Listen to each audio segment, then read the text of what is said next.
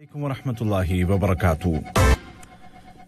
یہ اردو ریڈیو قطر FM 107 ہے۔ باب عبید طاہر سے آج کا پہلا نشریہ سماعت کیجیے۔ ابتدا میں پیش خدمت ہیں اس وقت کی اہم سرخیاں۔ صاحب سمو امیر اور اقتصادی امور اور سرمایہ کاری کی سپریم کونسل کے سربراہ شیخ تمیم بن حمد آل ثانی کی صدارت میں کونسل کا سال 2020 کا چوتھا اجلاس منعقد ہوا۔ قطر نیشنل ڈے کے موقع پر صاحب سمو امیر نے متعدد قیدیوں کو معاف کرنے کے احکامات جاری کر دیے ہیں۔ وزارتی کونسل نے قطر کے قومی دن کی مناسبت سے صاحب سمو امیر کی خدمت میں مبارکباد پیش کی ہے۔ اور قطر نے سن 2030 کے ایشین گیمز کی میزبانی حاصل کر لی ہے، جو اس کی عالمی اسپورٹس ایونٹ کی میزبانی کی بھرپور تاریخ میں تازہ اضافہ ہے۔ اور اب پیش خدمت ہے اردو ریڈیو قطر FM 107 سے آج کا پہلا مفصل نشریہ۔ بسم اللہ الرحمن الرحیم۔ صاحب سمو امیر اور اقتصادی امور اور سرمایہ کاری کی سپریم کونسل کے سربراہ شیخ تمیم بن حمد آل ثانی کی صدارت میں کونسل کا سال 2020 کا چوتھا اجلاس بلایا گیا۔ دیوان امیری میں منعقد ہونے والے اجلاس میں نائب امیر اور کونسل کے نائب سربراہ شیخ عبداللہ بن حمد آل ثانی، وزیر اعظم و وزیر داخلہ اور کونسل کے ایگزیکٹو رکن شیخ خالد بن خلیفہ بن عبدالعزیز آل ثانی اور دیگر اراکین نے شرکت کی۔ کونسل نے ایجنڈے پر درج موضوعات کا جائزہ لیا اور ان کے متعلق مناسب فیصلے صادر کیے۔ اس کے علاوہ قطر انویسٹمنٹ اتھارٹی کی سرمایہ کاری کی اسٹریٹجی برائے 2021 کا بھی جائزہ لیا گیا۔ صاحب سمو امیر شیخ تمیم بن حمد آل ثانی نے قطر کے قومی دن کے موقع پر متعدد قیدیوں کو معاف کرنے کے احکامات جاری کر دیے ہیں۔ قطر نے سن 2030 میں ہونے والے ایشیائی کھیلوں کی میزبانی حاصل کر لی ہے۔ عمان کے دارالحکومت مسقط میں ہونے والے ایشیائی اولمپک کونسل کے اجلاس میں قطر نے سب سے زیادہ ووٹ حاصل کر کے ایشیا کا اعتماد اور کھیلوں کی میزبانی حاصل کر لی ہے۔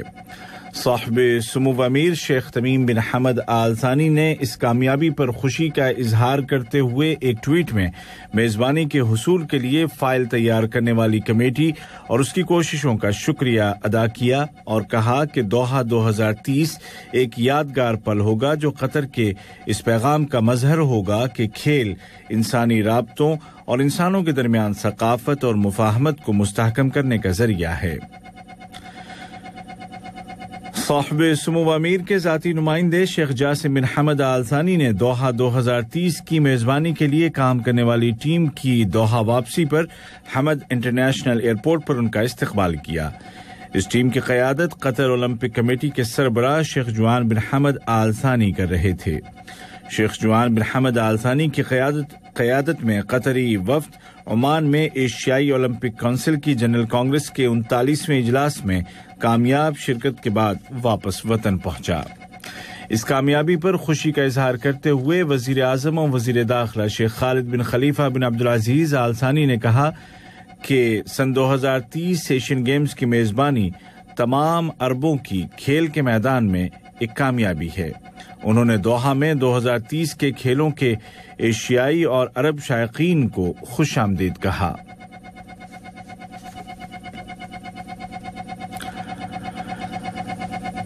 شورا کونسل کے اسپیکر جناب احمد بن عبداللہ بن زید آل محمود نے اس موقع پر ایک ٹویٹ میں ایشیائی کھیلوں کی میزبانی کے حصول پر مبارکباد پیش کی۔ انہوں نے کہا کہ یہ قطری اسپورٹس کی ایک اور کامیابی اور صاحب سمو امیر کی قیادت میں قطر کی قدر و منزلت کا اظہار ہے۔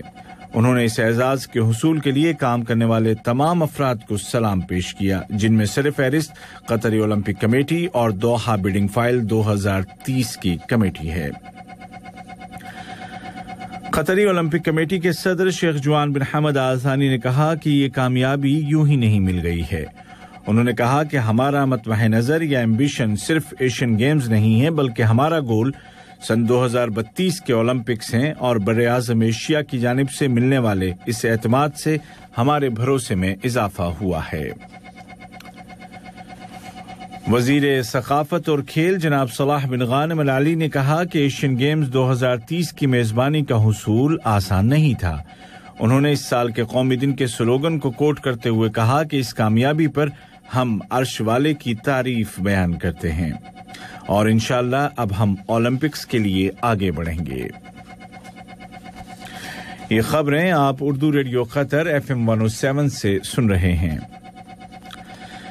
قطر کے قومی دن کے موقع پر وزیر اعظم و وزیر داخلہ شیخ خالد بن خلیفہ بن عبدالعزیز آل ثانی کی صدارت میں وزارتی کونسل نے صاحب سمو امیر شیخ تمیم بن حمد آل ثانی کی خدمت میں مبارکباد پیش کی ہے۔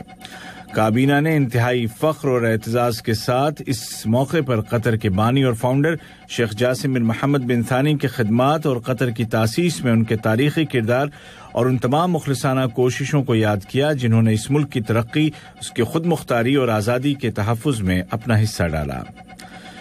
وزارتی کونسل نے صاحب سمو امیر کی قیادت میں اندرونی سطح پر حاصل کردہ عظیم کامیابیوں اور بیرونی سطح پر قطر کو ملنے والے نمایاں مقام اور فرزندان وطن کی اپنے قائدین کے ساتھ محبت اور یکجہتی پر فخر کا اظہار کیا۔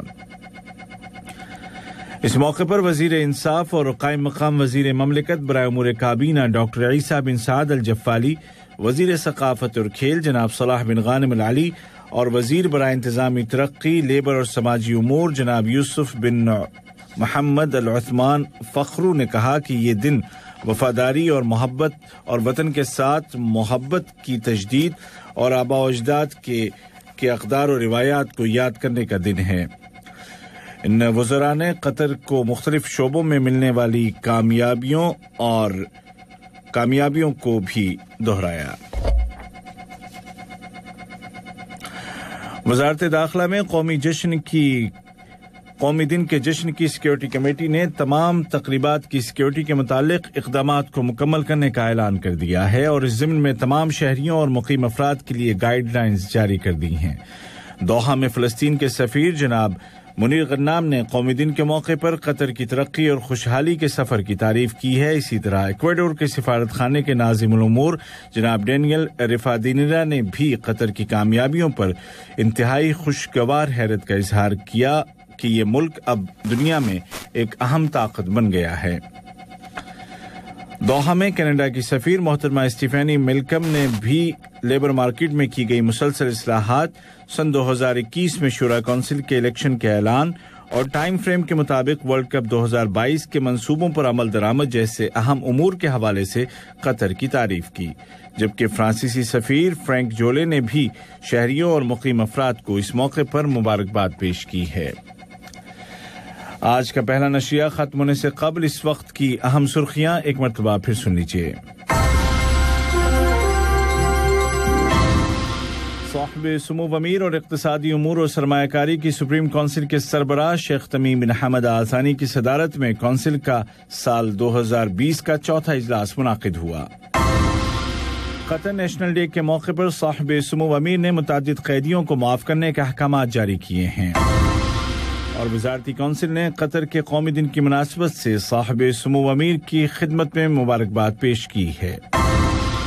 قطر نے سن 2030 کے ایشین گیمز کی میزبانی حاصل کر لی ہے، جو اس کی عالمی اسپورٹس ایونٹ کی میزبانی کی بھرپور تاریخ میں تازہ اضافہ ہے۔ اردو ریڈیو قطر FM 107 سے آج کا پہلا نشریہ اپنے اختتام کو پہنچا۔ ہمارا دوسرا نیوز بلیٹن شام ٹھیک 7:30 بجے پیش کیا جائے گا۔ آج کے اس بلیٹن کو آپ تک پہنچانے میں ہماری تکنیکی معاونت کی محمد حسن سوڈانی نے۔